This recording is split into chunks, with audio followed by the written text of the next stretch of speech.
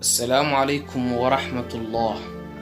صاحبكيو الدنيا waxaad ka qaadanaysaa waa hawo shayga ugu dambeeyay soo calinaysaana waa hawo sidaas weeye cadaaladu inaad soo celiso wixii aad qaadatay sidaa darteed haddaad dareento inuu Ilaahay kuugu cadhooday xadgudub macsiyo oo samaysay sadaqa bixi maxaa yeelay sadaqadu waxay dhimisaa cadhada Allah markasta insaanka looma ibtileeyo in la cadaabo balse waxaa loo ibtileeyaa si loo idbiyo sababta keenta burburka xiriirada iyo mashaakiladu waa hadalka oo dadka loo kala qaado sidaa darteed noqda kuwa indhala afla waxbana aan maqal maxaa yeelay dhammaanteen Ilaahay xaqiisa ayaan u laabanayna saaxiibkayo farajku maanta ayuu kaaga dhow yahay shalay ogsoono inay bushaarooyinka la kulanka dadka aad jeceshahay iyo akhbaarta farxadda leh ay kugu soo jiraan wadada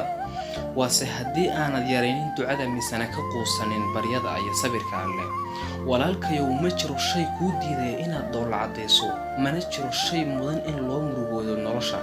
noloshu way isbedbedelaysaa saaxiibkayo waxa ku waajiba inaad ku qanacdo in wixii tagay oo dhintay